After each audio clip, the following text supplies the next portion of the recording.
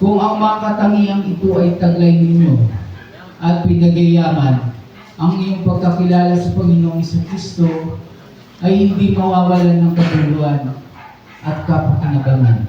Tayo po muna ay manalangin. Panginoon, salamat po Ama sa umaga pong ito.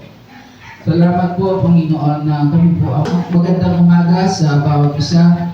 Sabi ko nga po ang ating pong pag-aaralan ngayon is napakalawak po nito. Subalit nais ko lang po magbigay ng mga ilang punto. Dalawang bagay lang po ang nais kong pag-aralan po natin ngayon. So mabilis lang po ito. Kaya nais ko po, tinaniya ang bawat isa na makinig po tayo. Kasi napakahalaga po na ang salita ng Diyos. Sayang yung panahon na pagpunta po natin dito kung hindi po natin makikita kung ano ang pinapahayag ng Diyos sa bawat isa po sa atin. Growing in Christ-like characters. Sabi ko nga po niyan is, alam ko ng bawat isa sa atin, ang taas po ng ekspektasyon ng Diyos sa atin. Diba? Paano ba tayo dito makakasunod? Yung mga bagay, mga simpleng bagay na hindi natin magawa. Ito pang gagayahin natin yung karakter ng Diyos sa buhay natin. So nais ng Diyos na yung pagiging Christ-like natin makita sa buhay natin. Alam niyo po na dalawang bagay. Una po ang nais kong pag-aralan po natin yung character development.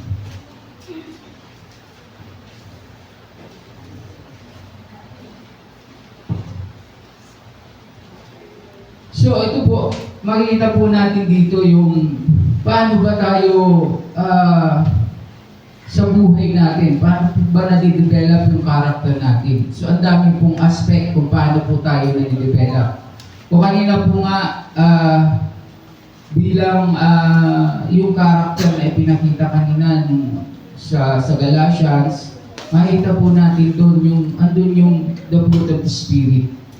Yung characteristic na nais ng Diyos sa atin, na makita sa buhay natin. So ang taas po ng expectation po sa atin.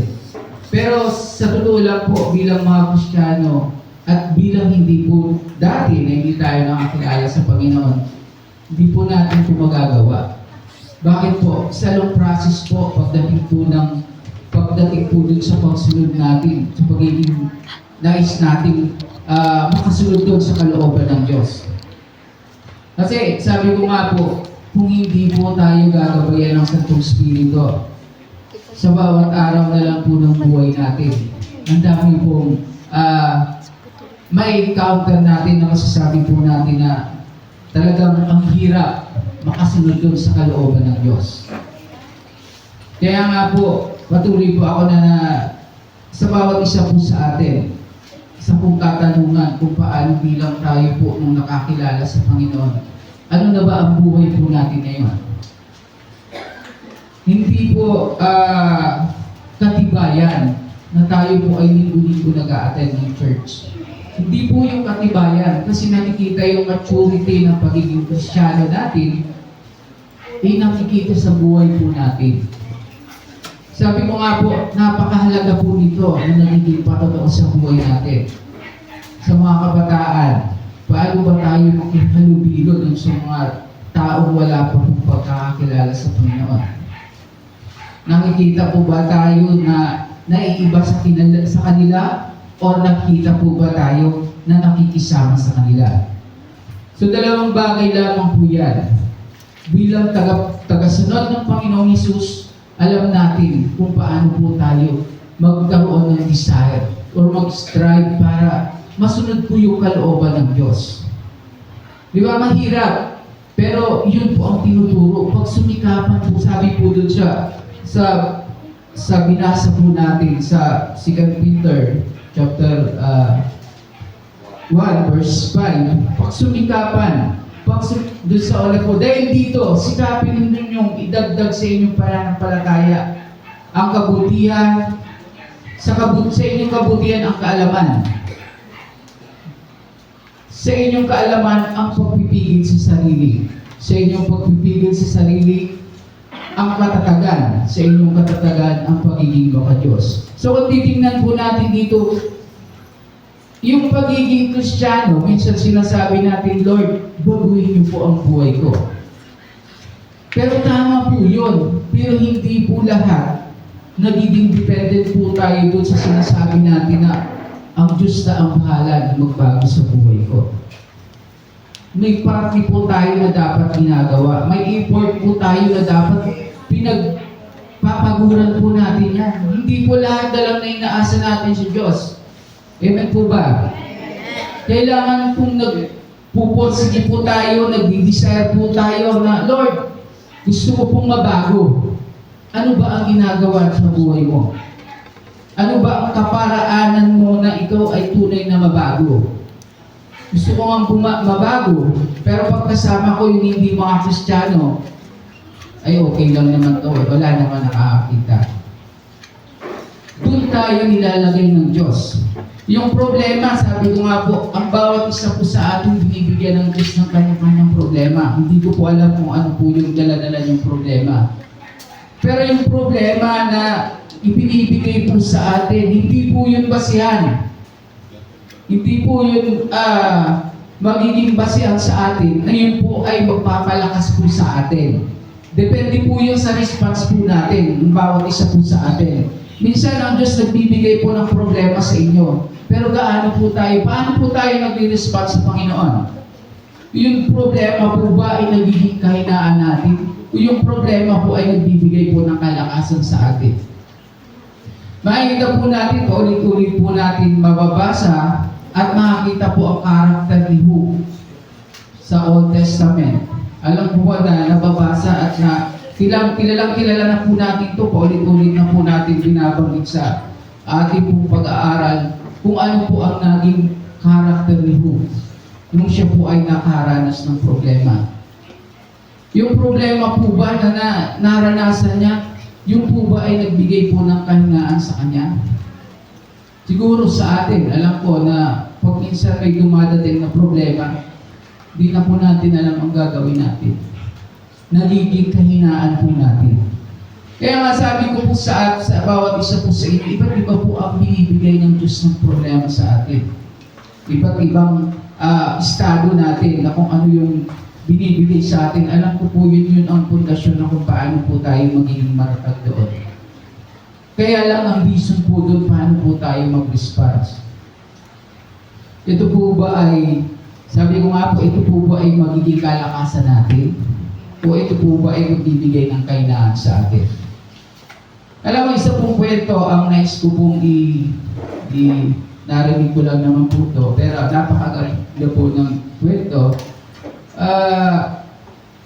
Isa pong karpentero, ito pong karpentero ito, galit na galit po siya dun sa isang bata. Alam niyo, yung isang bata, pag dumadaan, inis na inis yung karpentero kasi sabi niya, pambihira to, tatawa-tawa pa pag dumadaan dito. Galit na galit siya yung karpentero kasi nawawala yung martilyo niya Dumaan na naman ulit yung bata, talagang gustong, parang gigil na yung karpentero, pag ulit pa doon, bumalik pa doon, talagang may mangyayari na dito. Subalit, nung bigla siyang tumingala, nakita niya yung martilyo niya pala nakasabit lang. So, minsan ganun po tayo. Minsan, yung buhay natin, di po ba? Minsan, nami-misinterpret natin yung buhay natin. Minsan may makita lang yung ibang tao na may makita lang tayo na siguro itong may balbas na to, balbasero, siguro babaero to. Siguro itong lalaki ito, palaki ang katawan, malakas na kumain. Ganun minsan yung characteristic po natin, minsan, nagkakaroon po kaagad tayo ng misinterpretasyon doon sa isang bagay. Kaya sabi ko po kanina, yung kwento, kung makita po natin, minsan nagkakaroon kaagad tayo ng judgment doon sa isang tao. Na wala pa po tayo, hindi pa po natin alam na, na malilang-palata ako. Na malilang pala na yung palang iniisip ko na yung tao ang gumawa, ay ando naman po pala nakasabit lang yung martilyo. Kaya, yung kaisipan natin, nakasalalay po yun dun sa action natin, dun sa pagbabago natin.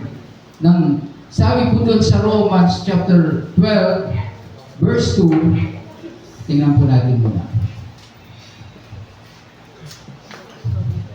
Chapter 12, verse 2, sabi po dito,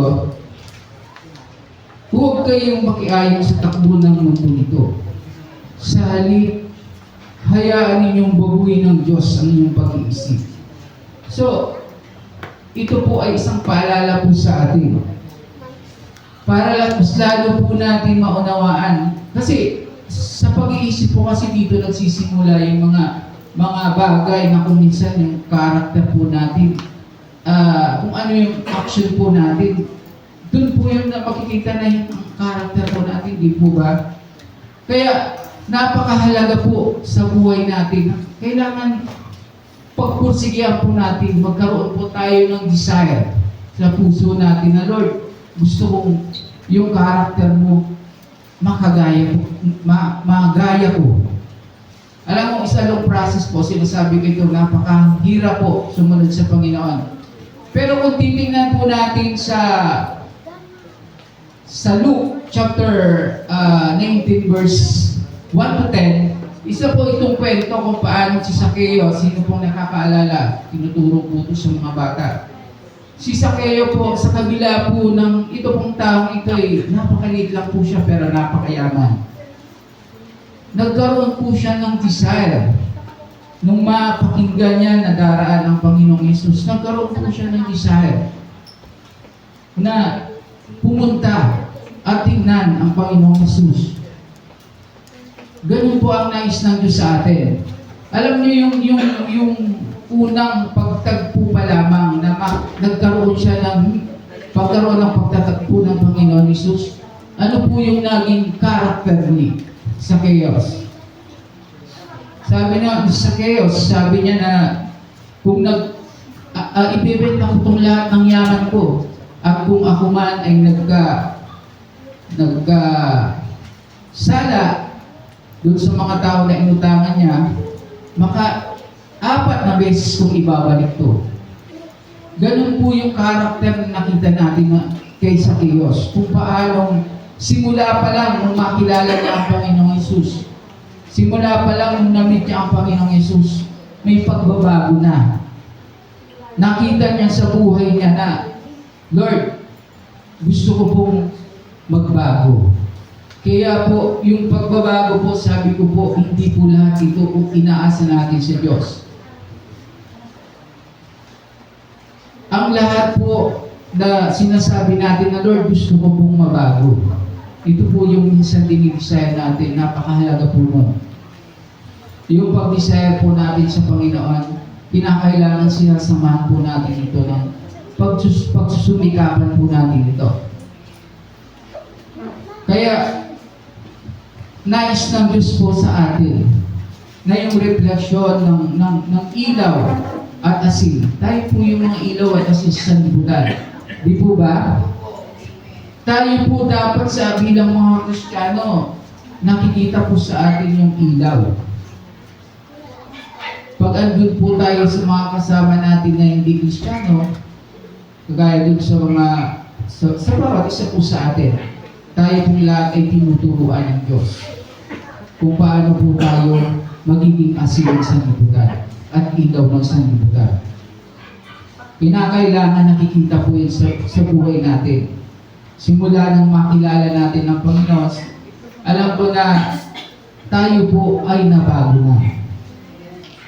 At alam ko, yung proseso ng pagbabago, sabi nga po dun sa isang kanta, araw-araw po tayo binabago ng Diyos. Amen. Hindi po yan biglaan. May mga pagkakataon na tayo po ay nagnanasa na, Lord, baguhin niyo kaagad ako. Pero yung desire mo na nakikita ng Diyos, ang proseso niyan, pag nakita ng Diyos yung desire mo, ang Diyos ang magbabago sa iyo. At hindi po natin ito kaya, sabi ko nga po dun sa character development, hindi po natin ito kaya ng sarili lang po natin. Sabi po sa Romans chapter 5, 3 and 4,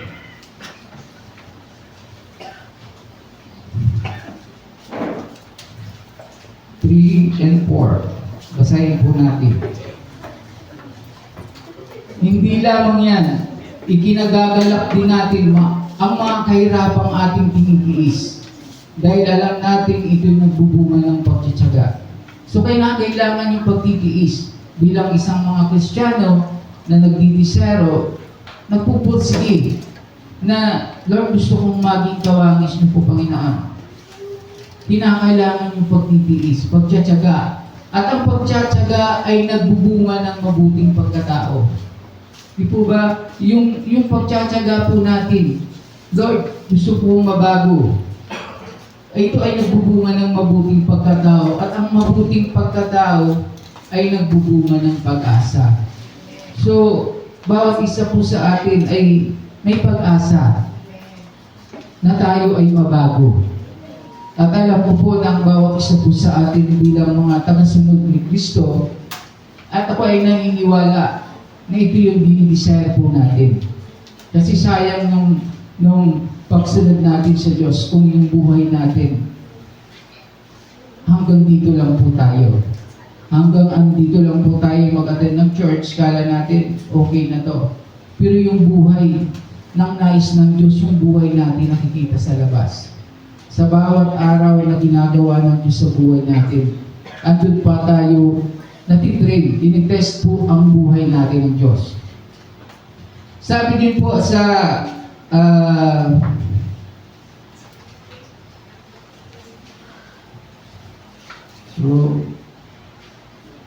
balik ko daw po doon sa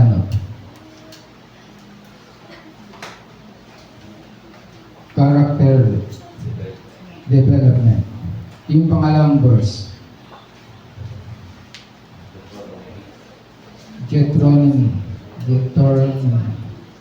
8, chapter 8, verse 1 and 2.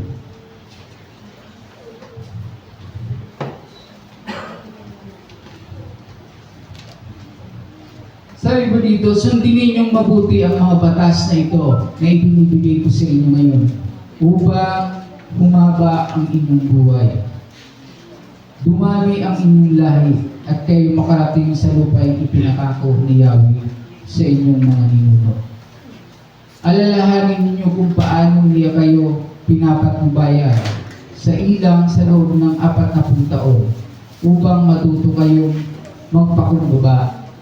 Sinubok niya kayo kung susundin ninyo siya. Sinubok niya kayo kung susundin ninyo siya.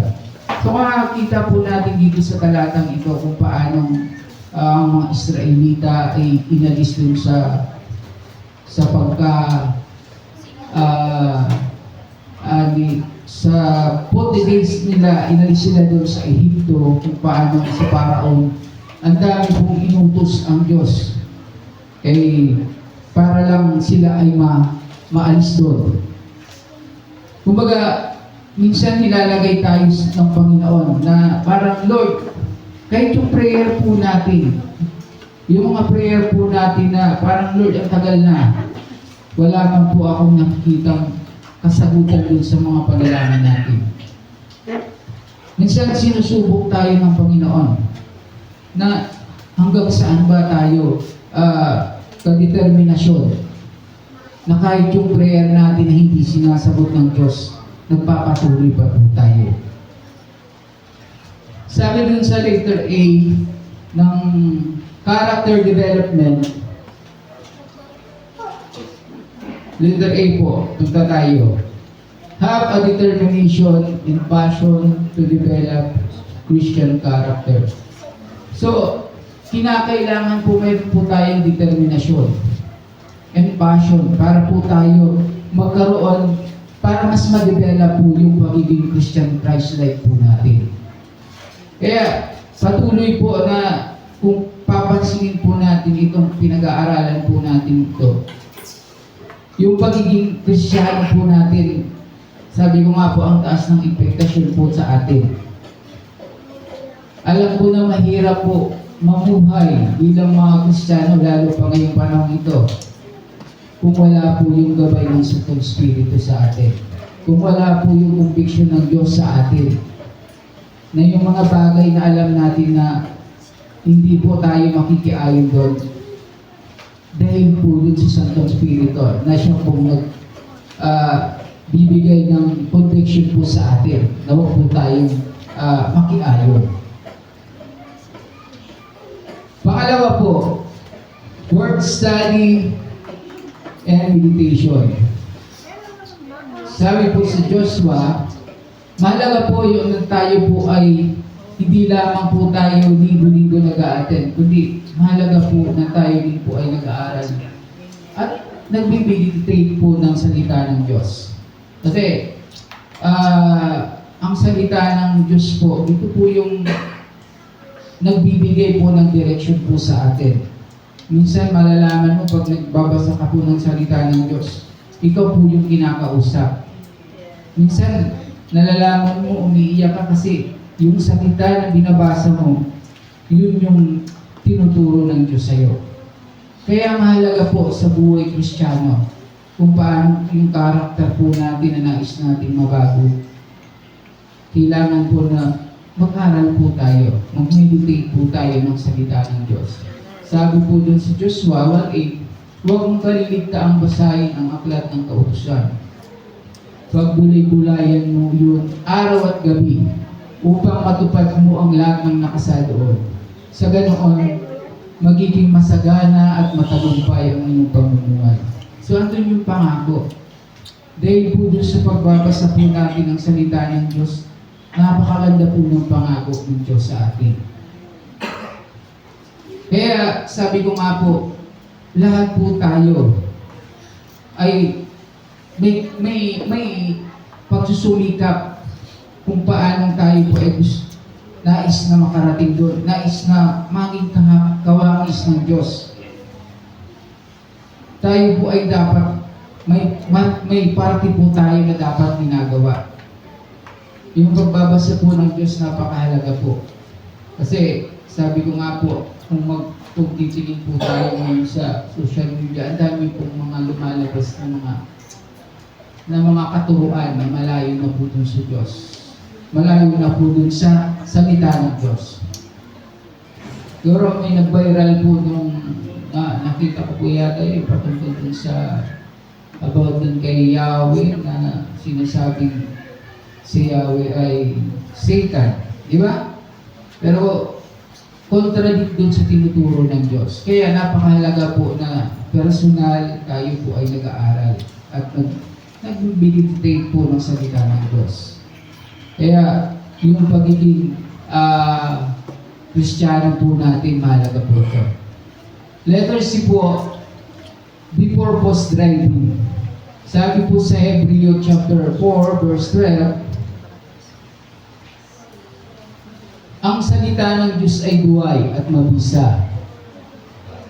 Mas matalas kaysa limang tabak na sa magkabilay may talim. Ito'y tumatagos maging sa kaibuturan ng kaluluwa at espiritu, ng mga kasukasuan at buto, at nakakaalam ng mga iniisip at binabalak ng puso. So, napakahalaga po ng salita ng Diyos. Yun nga po ang sabi ko kanina na yung salita ng Diyos, ito po yung nagbibigay ng direksyon sa buhay natin. Sa paglakad po natin dito sa mundo ito, kung hindi po tayo nagbabasa ng salita ng Diyos, madali po tayo maakay. Pag may magturo na iba na namimigay lamang ng ganito, minsan ang dali po natin maakay kasi buti pa doon may namimigay. Doon kay Pastor, lagi kami ang namimigay. So, importante po sa buhay Kristiyano na dapat tayo mismo ay magsasaliksik ng kanya pong salita. Hindi po ibig sabihin na umaasa lang po tayo na makinig, magturo ang ating pastor na hindi po natin sinasaliksik. Importante din po yun kasi yun po ang tinuturo sa atin. Pero ang mahalaga po, tayo din po ay may parte na magsaliksik sa buhay Kristiyano. Kung ito bang tinuturo ito ay tama ayon dun sa salita ng Diyos. Punta po tayo sa letter B, sabi dito, let go wrong association. Sa Amos chapter 3 verse 3. Sabi po dito, marami bang magsasama? Maaari bang magsama sa paglalakbay ang dalawang taong hindi nagkakasundo? Maaari bang magsama? Kasi minsan pag magsama ang dalawang hindi magkasundo, ang gusto niya doon siya sa parting niyo, ang isa naman dito. So kaya hindi po sila magkasundo. Sa buhay Kristiyano, maaari bang magsama yung Kristiyano at hindi Kristiyano? Na yung pananampalataya niya, pwede niyang isunod doon sa pananampalataya ng hindi Kristiyano. Hindi po. Kaya mas pinaaalalahanan tayo bilang mga Kristiyano kung paano makisama. Sabi doon, let go wrong association. Doon sa pakikihalubilo po natin doon sa mga tao na alam naman natin na malayo doon sa buhay Kristiyano. Kaya nga po sabi ko po yung isa ng process po yung pagiging Christ-like. Di po ba? Kasi ang dami po tayong sa buhay natin, parang Lord sa araw-araw na lang, doon tayo pinapalakas ng Diyos. Yung Espiritu ang nagbibigay po ng guidance po sa atin. Kasi nakikita po natin na itong bagay na ito, hindi po ako sasama dito kasi wala namang pupuntahan to. Alam mo naman na yung grupo nyo na hindi naman Kristiyano, alam na invite ka na punta tayo ng swimming, night swimming tayo. Pero ang kalalabasan nun, alam mo, mag-iinuman lang. Pero sa tingin mo kaya, ito ba ay makapagbibigay sa akin ng kalakasan o ito ba ay makapagbabago ng karakter ng buhay ko kung ako ay sasama nito? Sa tingin po kaya natin, kapag sumama sa tayo, mababago ba natin yung mga taong yun na hindi, wag kayong uminom kasi yun ang purpose nila di ba? Yun ang purpose, kaya nga mag-swimming kami kasi mag-i-enjoy kami. Tapos pipigilan mo kami ng hindi iinom. Kaya tayo po ay binibigyan ng katalinuhan ng Diyos.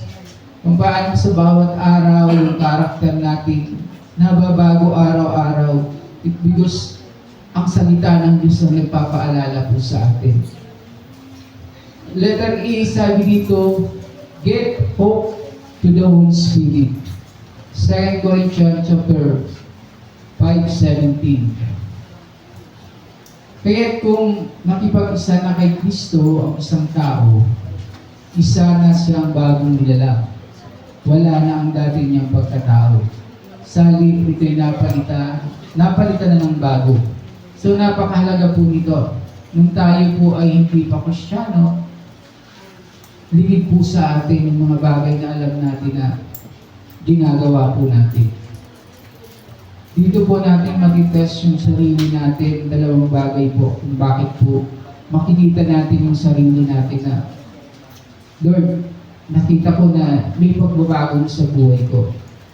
Una, yung mga bagay na ayaw ng Diyos, hindi na po natin ginagawa. Pangalawa, yung mga bagay na nais ng Diyos, yun po ang ginagawa natin. So mahalaga po sa buhay natin na sabi ko nga po, lagi po natin i-desire na yung Santong Espiritu ang magbigay po ng direction sa buhay natin upang sa paglakad po natin, mas lalo po natin makita yung mga bagay na hindi po yun ang nais ng Diyos. Alam niyo, sa totoo lang, anong hindi pa tayo Kristiyano? Pag gumagawa tayo ng isang bagay na alam natin kasalanan, wala po yun, di po natin yung maramdaman. Okay lang yun, mas nag-i-enjoy tayo doon. Subalit nung tayo ay nakakilala at nakita natin yung pagbabago ng Diyos, alam niyo nung kumbaga makikita mo pa lang yun, parang takot ka na pumunta doon sa bagay niyan kasi alam mo na hindi yun ang kalooban ng Diyos. Minsan, nadudulas tayo eh. Minsan napapamali din tayo. Pero salamat, sabi ko nga po, hindi po natin ito kaya sa sarili natin. Dahil ang Santong Espiritu, ang siya po nagbibigay ng liwanag po sa atin upang yung mga bagay na alam natin na mali, ay huwag po natin gawin. Kasi minsan, yung mga simpleng bagay na nagagawa natin, minsan, nararamdaman kaagad natin, ay, yung Santong Espiritu po na nagpapaalala sa atin. Minsan yung mga joke natin na nakakasakit sa kapwa natin. Dati, di natin yung nararamdaman eh. Subalit kung tayo ay, minsan may conviction ng Diyos sa atin, ang Santong Espiritu sa atin, na minsan nakakasakit na po pala tayo. Mahalaga po yun kahit sa mga maliliit na bagay, tinuturuan po tayo ng Diyos. Kaya, yung pagiging character development na itinuturo sa atin ng Diyos, isa long process po yun. Kaya, sa paglakad po natin bilang mga Kristiyano, alam ko po na ang bawat isa po sa atin ay nagpupursige na makasunod at maging Christ-like po tayo. Pangalawang bagay po, dalawang bagay lang po ito na ating pong i-discuss. So, madali lang po ito. Kaya, huwag na po masyadong mabagot yung mga nakikinig. Tapusin lang po natin ito at pakinggan po natin kung ano yung mensahe ng Diyos sa atin. Pangalawa po yung character building test. Yung buhay po kasi natin sa araw-araw, ito po yung, dito po natin mag-test yung, tinitest na po tayo dito ng Diyos eh. Alam mo po na sa bawat araw na ginagawa natin, andun yung test na ginagawa ng Diyos sa atin. Kaya, hindi po natin masasabi na ay maging relax lang po tayo sa buhay nito. Sabi dun sa unang Pedro, chapter 4, verse 12, mga minamahal, huwag na kayong magtaka sa mabigat na pagsubok na inyong dinaranas, na para bang ito hindi po ang karaniwan. Salit magala kayo sa inyong pakikibahagi sa mga paghihirap ni Kristo upang maging lubos ang inyong kagalakan kapag nahayag na ang kanyang kaluwalhatian. So ito isang paalala po sa atin na dahil sa pagtitiis po natin, may kagalakan na darating po sa atin. Pagdating ng araw dito sa lupa, sabi ko nga, puro kahirapan ang nararanasan natin. Minsan lang tayo tumawag, maya-maya, problema na naman ang harap natin. Di ba? Minsan lang tayo makaranas na, wow, ang sarap. Maya-maya pag uwi natin sa bahay, problema na naman ang kaharap natin. Parang walang katapusan. Di ba? Parang ano ba to? Yung cycle ng buhay ko, kala ko Kristiyano ako, pero pagdating ko sa bahay, problema na naman. Minsan pagkasama mo yung mga Kristiyano, ang saya-saya. Pero pag umalis ka na, bumalik ka na sa bahay, Lord, andito na naman, nakapila na naman yung problema na haharapin ko. Paano ba natin ito hinaharap? Paano ba yung character natin dito na susubok? Di po ba? Kaya yung sa araw-araw pong ito natin, sa araw-araw natin, kagaya po ng mga financial na pangangailangan natin sa buhay. Alam ko po lahat po tayo minsan struggle, di po ba? Kasi yung pagkain mo na lang, bibili ka pa ng gamot. Instead na, Lord, nakalaan po ito dito. Tapos bigla pagtingin mo sa babayarin mo sa kuryente, ang taas, Lord, ang taas to. Eh kasi, kaya aircon mo. Tapos magre-reklamo ka ang taas ng babayarin mo. Ganun po, minsan talagang, yung pang-araw-araw po natin, doon po tayo tinitest ng Panginoon. Kaya, yung pagiging Kristiyano natin, hindi po natitest yun doon sa Sabi ko nga po, pag andito tayo, masaya tayo eh, di po ba? Maya-maya, kainan na naman. Kaya, pero paglabas natin, paano po ang pagiging Kristiyano natin? Paano po ba tayo mag-handle na tayo po ay nagkakaroon ng puso na, Lord, sana po makasunod po ako dun sa kalooban mo. Yun po ang napakahalaga. Sabi po dito, sa letter A, hardship. Yung sa Romans chapter 5, verse 3 and 4. Yung sabi po dito, hindi lamang yan, ikinagalak din natin ang mga kahirapang ating tinitiis. Dahil alam natin ito'y nagbubunga ng pagtsatsaga. At ang pagtsatsaga ay nagbubunga ng mabuting pagkatao. At ang mabuting pagkatao ay nagbubunga ng pag-asa. So napakahalaga po yung tayo po bilang mga Kristiyano ay nakikita yung pagiging mabuting tao sa atin. Dahil doon sa pagtsatsaga po natin, Lord, sa kabila ng hindi po talaga ito yung attitude ko, hindi po talaga ito yung character ko, pero dahil doon sa presensya mo, dahil doon sa salita mo, Lord, nais ko pong makasunod po sa iyo. Sa kabila po ng ang character po natin, dati sa bahay, sigaw po tayo ng sigaw, di po ba? Sabi ko nga sa anak ko na, kumusta ako bilang Kristiyano dito sa loob ng bahay. Mas gusto ko papasipag si mama kasi mabait si mama. Ikaw ang doon, tinuturuan tayo ng Diyos. Alam ko po, mas maganda po yung nalalaman natin kung ano yung bagay na nais natin na baguhin para pagpursigihan po natin na, Lord, gusto ko pong mabago dito. Bakit naman ako nagagalit na? Yun ang reason. Kung ba wala na kayong ginawa, pag-isip pa lang sa umaga, cellphone ang hawak, ni magwalis pa lang yun, di kayo magwalis. Ni maghugas lang ng pinggan, pakakain nyo, taas kayo, higa kayo, wala kayong ginawa. Si tatay na naman ang maghugas. Tiya, alam ko naghuhugas ng si Pia. Basta na po, sa luwas po. Alam mo, napakahalaga po sa loob ng bahay. Doon pa lang po, andun na yung pag-test ng Diyos sa atin, yung karakter po natin. Doon sa mga anak natin, sa asawa natin. Kaya nga po kung makikita po natin, minsan yung mga magulang natin, nagpupursige po yan na magtrabaho po sa ibang bansa. Para ano po? Para magbigyan ng magandang buhay yung mga anak natin. Para, kumbaga, may ipakita sa kanila na mahal namin kayo. Bakit may mga pagkakataon na hindi po yung pag-aabot kasi may mga minsan na hindi po nagiging magandang output po nito. Kasi sabi ko nga po, pag hindi Kristiyano, nung nag-abroad si Mrs., ang dami pong mga bagay na makita po natin. Yung may asawa dito, pagdating doon, may asawa din.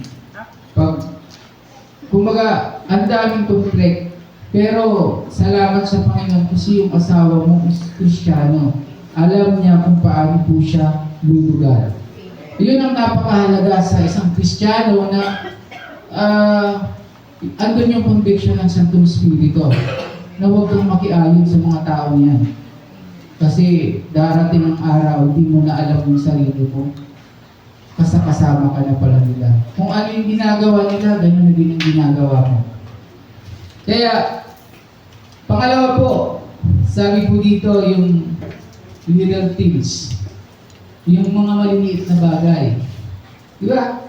Doon sa mga maliliit na bagay, sabi mo sa loob ng bahay, tayo minsan tayo mga driver. Minsan alam mong bawal mag-parking, may nakalagay bawal no parking. Doon pa tayo magpa-parking. Yung mga bagay na mga simple lang yun, pero ipinapakita po ng Diyos sa atin ano ba yung characteristic po natin bilang isang Kristiyano. ang dami pong bagay yung sa mga maliliit natin. Sabi po dito sa Judge Hukom, chapter 7. Chapter 7, verse 4. 4 to 6. Sinabi muli ni Yahweh kay Gideon, napakarami pa rin natira. Isama mo sila sa tabi ng batis at bibigyan mo sila roon ng pagsubok. Doon ko sasabihin kung sino ang dapat mong isama at kung sino ang hindi. Ganon nga ang ginawa ni Gideon. Pagdating nila sa batis, sinabi ni Yahweh, ibukod mo ang lahat ng umiinom na parang aso.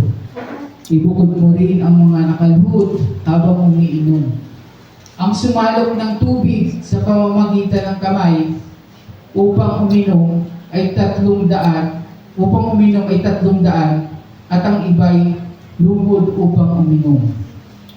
Ito po, kung makikita po natin dito si Gideon po nung inutusan po siya ng Diyos upang makipagdigma sa mga Amalekites. So sinabi ng Diyos, napakarami ng iyong mga tauhan. Sabi ng Diyos, sabihan mo sila na yung mga tao na medyo takot, pauwiin mo na. Subalit, madami pumuwi, pero natirahan pa sila ng parang nasa 20,000 pang mandirigma. Pero sinabi pa rin ng Diyos kay Gideon na napakarami pa din sila.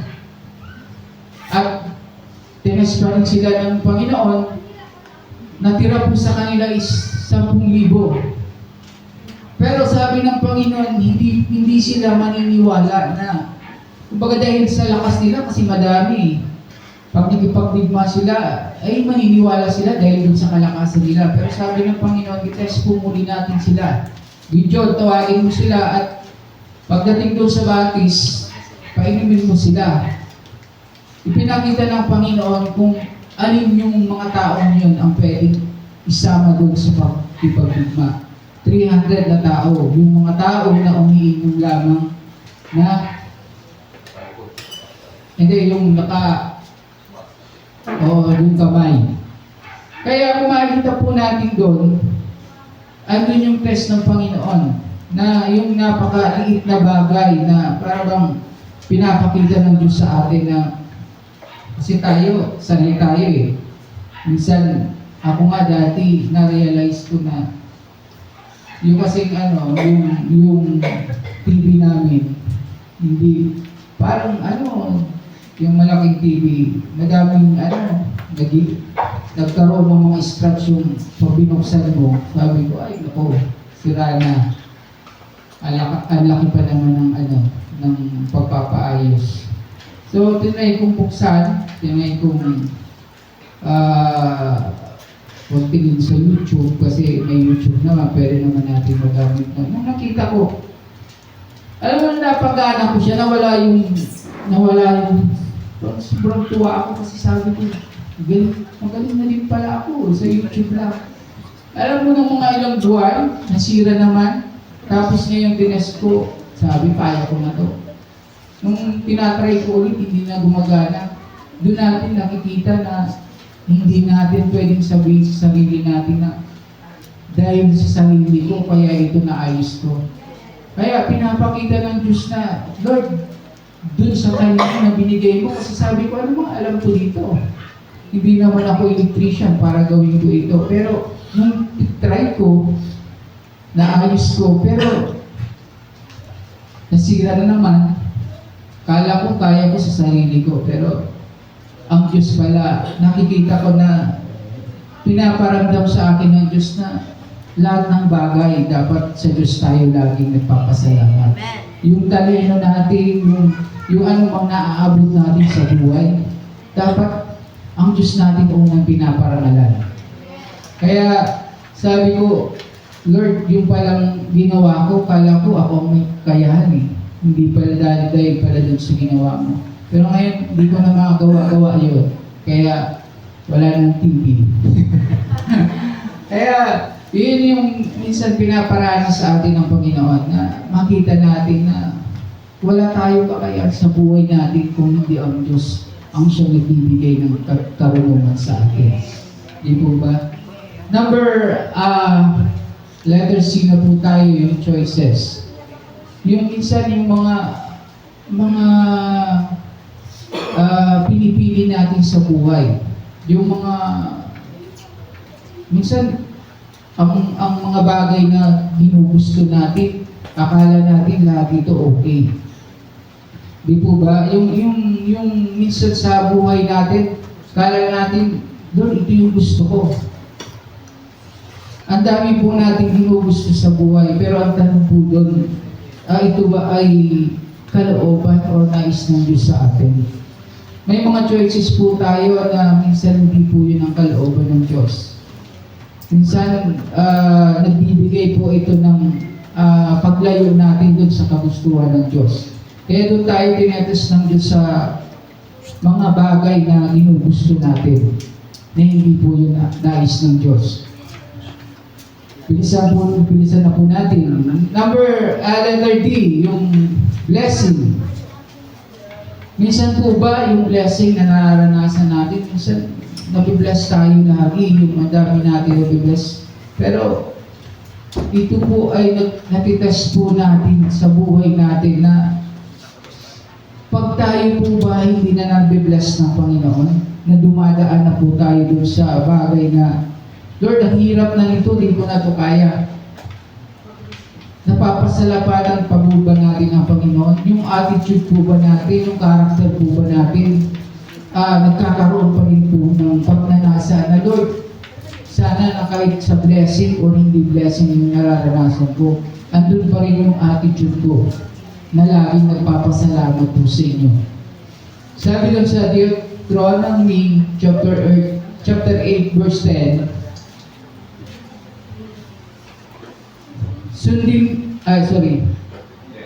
chapter 8 verse 10. Mabubusog kayo roon at pupurihin ninyo si Yahweh na inyong Diyos. Dahil sa masaganang lupa ay ibinigay niya sa inyo. So, ang Panginoong Isus po, ay si Yahweh po, ang Diyos po, nung time na yun, dahil po dun sa direksyon niya, andun po yung kasaganaan na binibigay ng Diyos kung tayo po ay susunod dun sa kalooban ng Panginoon. Pero sabi ko nga po, hindi po lahat na pagsunod natin sa Diyos ay andun yung blessing. Kaya minsan inaalaw ng Diyos yung problema sa bawat isa sa atin. Kung paano po tayo mag-response doon, kung paano po tayo binabago ng Diyos doon. Letter D, yung delay. Minsan yan po, sabi ko po sa inyo, ang dami na po nating prayer na hinihingi sa Panginoon. Pero minsan, Lord, hindi. Hanggang ngayon, wala pong kasagutan. Sa Old Testament po si Abraham, nung nanalangin si Abraham na ilang taon po siya nag-antay para mabuntis po sino ba yung asawa niya? Sarah. 25 years po siya nag-antay. So ganun po, minsan sa atin, minsan, hindi pa nga, buwan pa lang nga, namumroblema na tayo, na parang wala namang kasagutan yung prayer sa Panginoon. Andun yung pagtitiis, pagtsatsaga, at patuloy na manalangin ang nais ng Diyos sa atin. Kaya nilalagay tayo ng Diyos dun sa karakteristik na dapat mabago po tayo. Yung idea po natin na tayo po ay makasunod dun sa kalooban ng Diyos. Patapos na po tayo yung ano po ba yung mga application na dapat ginagawa po natin dito? Kaya kailangan po na growing character with right decision. Yung decision po natin sa buhay, ito po yung nagkakaroon ng pagbabago sa atin. Ano ba yung decision natin bilang mga Kristiyano? Ang Lord gusto kong magkaroon ng desire na makasunod po dun sa kalooban mo. Kasi sabi ko nga po, ang hirap lumakad na tayo po bilang mga Kristiyano kung wala po yung gawin ng Santong Espiritu sa atin. Pero dahil sa ang Diyos ang patuloy magpapaalala po sa atin, siya po ang nagbibigay ng kalakasan sa atin. Pangalawa po, be careful guarding in watching your mind and heart. So mahalaga po yung puso natin at isip po natin na lagi po natin itong bantayan.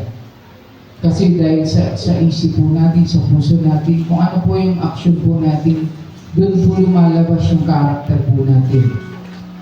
Mahalaga po sa buhay natin na lagi po natin itong bantayan upang sa paglakad po natin, pagsunod po natin sa Diyos, tunay na makita po natin yung mga pagbabago sa atin. Alam ko po na ang bawat isa po sa atin, nung tayo po ay tinawag ng Panginoon, Lord, ang dami na po nabago. Kayo po ang nakakaalam sa sarili niyo. Kayo po ang nakakakita, Lord, may pagbabago na ba bilang Kristiyano nung tinawag niyo po ako? Lord, sa labas po ba, ano po ba ang nakikita ng mga tao sa akin?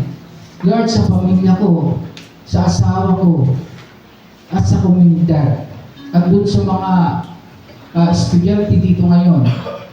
Lord, ano po ba ang patutuo ko sa mga taong nakapalibot sa akin? Ito po ang nais ng Diyos po sa atin. Kailangan yung i-desire po natin sa puso natin na yung mga bagay na alam natin na minsan dala-dala pa po natin. Yung mga karakter po natin na minsan alam po natin na hindi na din po nakakalugod sa Panginoon. Alam mo po na ang Diyos ang magbabago po sa atin. May proseso po yan. Alam mo po ang iniilang po ng Diyos sa atin ay tayo po ay manalangin at maging open po tayo din sa mga bagay na kasi kung titingnan po natin, pag hindi po bukas ang puso natin sa Diyos, kahit linggo-linggo po tayo mag-attend dito, wala pang mababago sa atin. Tingnan niyo po ito si Judas Iscariote. Napaka-trending na pangalan. Ilang taon po siya laging kasakasama ng Panginoon. 3 years po siya laging kasakasama ng Panginoon. Nakita niya kung paano binago ng Diyos, kung paano ang Diyos nagkaroon ng mga himala. Pero sa 3 taon ng pagsasama, pakikisama niya sa Panginoon, minsan din niya binuksan ang puso niya sa Diyos. Kaya napakahalaga po bilang mga Kristiyano. Lagi po natin hilingin sa Panginoon na yung pagpapatawad, napakahalaga po yun. Forgiveness po. Hindi po tayo mababago kung wala po tayo pagpapatawad lalo sa mga taong nagkamali po sa atin. Yun po tayo tinitest ng Diyos eh. Kahit nga yung mga neighbor natin, ano ba yung patutuo po natin sa kanila? Lord, nakikita ba nila na nagiging Christ-like po ba ako? O ako po yung sanay ng kaguluhan dito? Lord, sa pamilya po ba, nakikita po ba nila na may pagbabago na ako, nakakasunod na po ako sa inyo? O ako ang nanguna para maging magulong pagulang po? Dati yung mga bata pa, yung mga pamilya, dati yung mga bata ang sasarap ang pagsasama nila, nagkakasundo sila. Pero minsan nung lumaki na, alam nyo, nagkakaroon na ng pag-aaway-away. Bakit po? Kasi nag-uunahan na sila ng mana nila. Gusto nila sa kanila na itong... Kaya nagkakaroon po ng pag-aaway-away sa pamilya. Dahil po sa pagiging attitude po natin. Tingnan po natin yung karakter ni Abraham sa kalibo. Nagkaroon po ng pagpapaubaya si Abraham na dapat siya yung matanda.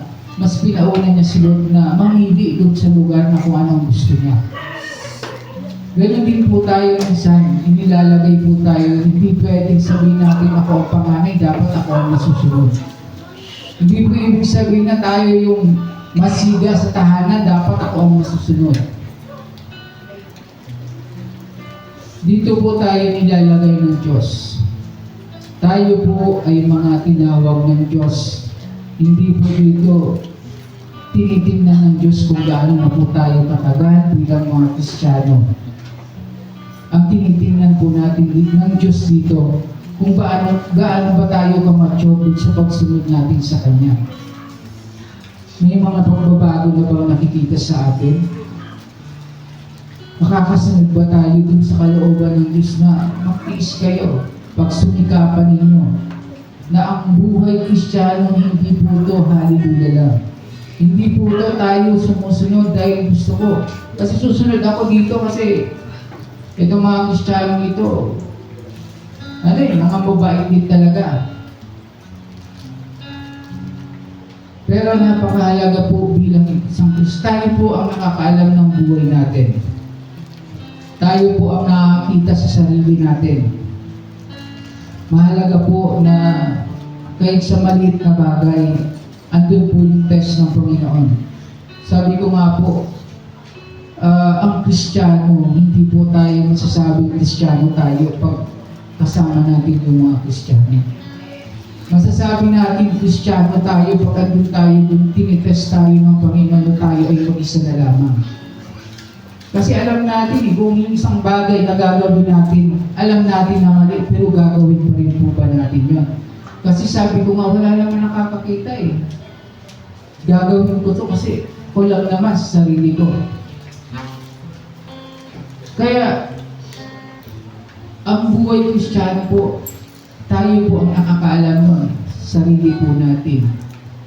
Pero patuloy na nagpapaalala po sa atin ng Diyos na pag sumikapan po natin yung buhay Kristiyano, na tayo po ay makasunod sa Christ-like. Tayo po ay lumago. Huwag po tayong bansot sa pagiging Kristiyano. Na hindi man lang makita na ano ba ito si brother, ano ba ito minsan, nakaka-discourage minsan doon sa mga Kristiyano na makikita mo, pala ko ito si matagal ng Kristiyano, yun pa rin ang ginagawa. Ang Panginoon po patuloy po na nagpapaalala po sa atin. Yung mga panahon na tayo po ay dumaranas ng mga problema, kahirapan, dito po tayo tinatas ng Diyos. Kaya salamat po sa salita ng Diyos na hindi lamang po kayo ang tinuturuan. Alam niyo po itong aming sa amin ito is hindi naman talaga ito ang ibabahagi ko, pero habang nag-aaral po ako, andun po yung tinuturo ng Diyos sa akin. Pati sa sarili ko tinuturo po ito. Gaano ka na bang kalago sa pagiging Kristiyano? Gaano ka ba nag-desire o strive na magpatuloy na maging Christ-like?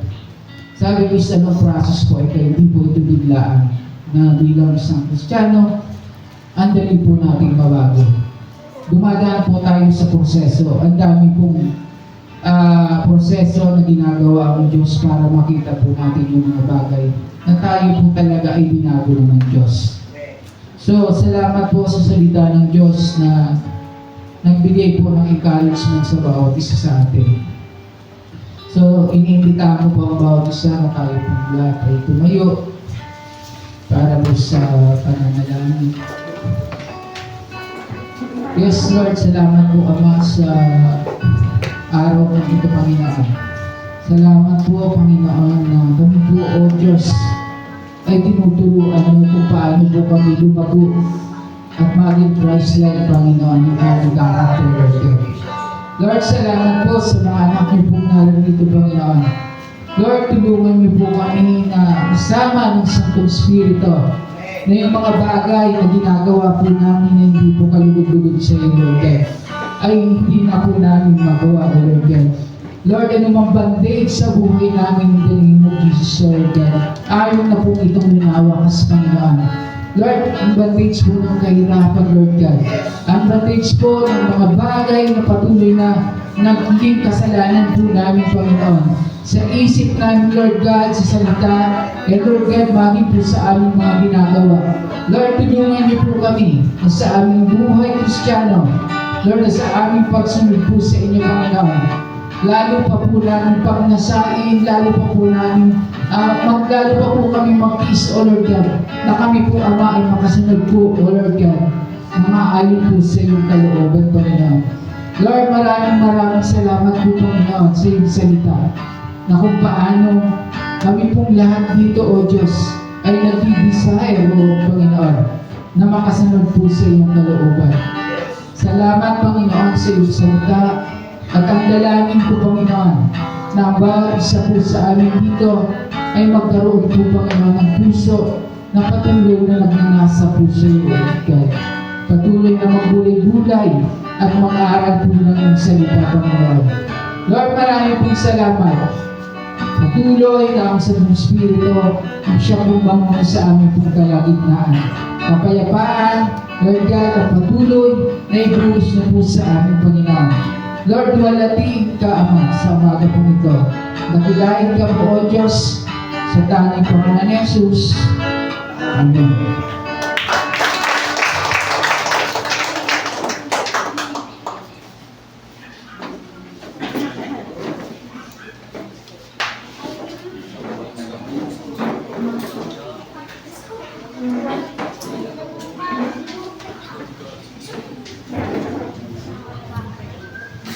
Praise God po. Napakaganda po na mensahe sa ating pastor. Hindi po ba? Mamuhay po tayo Christ-like, na may Christ-like character.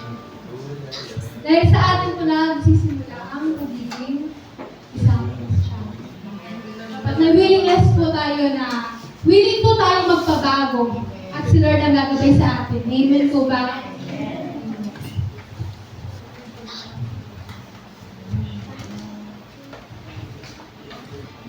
Bago po tayo dumako sa tithes and offering, buksan po natin ang ating Bible sa Malakay 3, verse 10. Dalhin ninyo ng buong buo ang inyong mga ikasampung bahagi sa tahanan ng Diyos, upang matugunan ang pangangailangan ng aking tahanan. Subukin ninyo ako sa bagay na ito, kung hindi ko buksan ang mga bintana ng langit at ibuhos sa inyo ang masaganang pagpapala. Ngayon naman po, tinatawagan ko po si Nanay Andy para ipanalangin po tayo sa panalangin sa pagbibigas.